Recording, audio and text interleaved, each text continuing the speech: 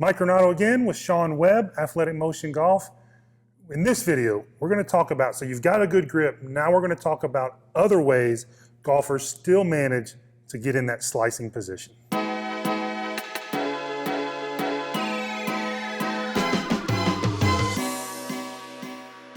right, Sean, take us through a few ways. So we've got a good grip now, but we're still slicing. So what else do you see day in, day out with golfers where good grip golfers, but still find a way to slice the golf ball, still find a way to keep that club face open? So again, staying on the face to path, because we know the slice, all it really is the face being open to the path. Right. What's going to cause that backswing, the club face to get open excessively during the backswing? So even if you have a good grip, there is a couple ways that you can start getting this face to open up too much. Okay. The first one would be on the backswing, what we would call a rolling takeaway. So guys have been taught, or players have been taught over the years, to get the toe up. I think they massively overdo that at times, and they roll the forearms.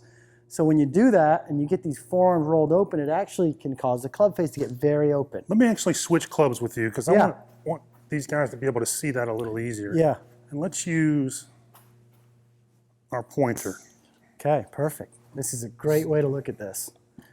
So we've got a pointer on the club showing the orientation of the club face. And I've got a perfect grip for me to not slice it, but if I immediately start rotating this pointer toward the sky, which I see a lot, right, that gets the club face in an open orientation, especially if they carry that to the top. Right. So no matter how good your grip is, if you excessively rotate your forearms going back, you're in a really bad position at the top. There's no way for you to transition, or be very difficult to get on the other side of this and get it close. The guys on TV have a hard time hitting shots from there. Absolutely. So you want to avoid that motion that gets the club face rolling to the sky. That would be number one. Instead of doing that, what some of you might have to feel is that this pointer points at the ground just a little bit right here. Now I'm going to caution you though, if you overdo it or over twist it, because a lot of times golfers think, okay, a little bit is good, let me take the whole bottle. That's right. So if you do the whole bottle and point to the ground and you overarch the wrist doesn't really like being in that position, so it may rebound out of it. That's coming exactly into right. the top of the swing. So both extremes aren't good, but more common is certainly that fanning the club open, that pointer pointing up to the sky. Absolutely. So you're trying to find somewhat there in that middle ground. Sure. So that would be issue one as far as the backswing. The next one ties right into it, over cupping of the left wrist. So if you've taken the grip like we taught you, and you start making a backswing, and you take it to the top of the swing, and you start to overly cup or extend this right wrist and left wrist and flatten out the right wrist. So that would be a left wrist that's extended this back direction on rather than the Dustin Johnson direction. Exactly, opposite of Dustin Johnson. If you do that, and I think there's a very distinct reason why golfers do it. What I see on the lesson tee, they're trying to overswing the golf club on the backswing in an effort to get power.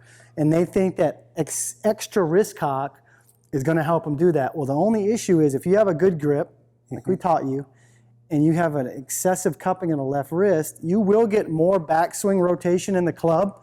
It'll go back farther, but when you cup the left wrist, the club face orientation gets open again. Right. So you got a lot of work to do.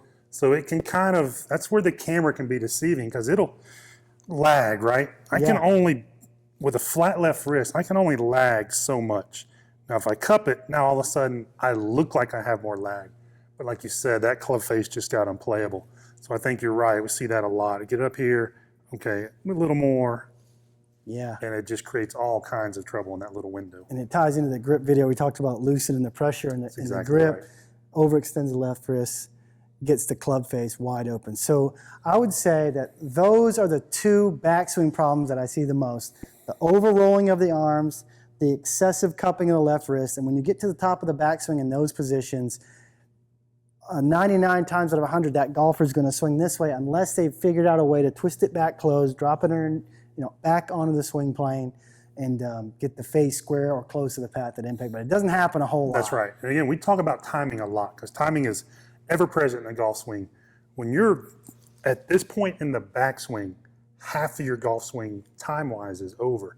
So if you're getting into bad positions after that, you're really behind the eight ball for hitting solidly straight golf shots. Absolutely. So try the grip, try these feelings on the backswing where you have the club a little bit more twisted away from you, but not overly doing it.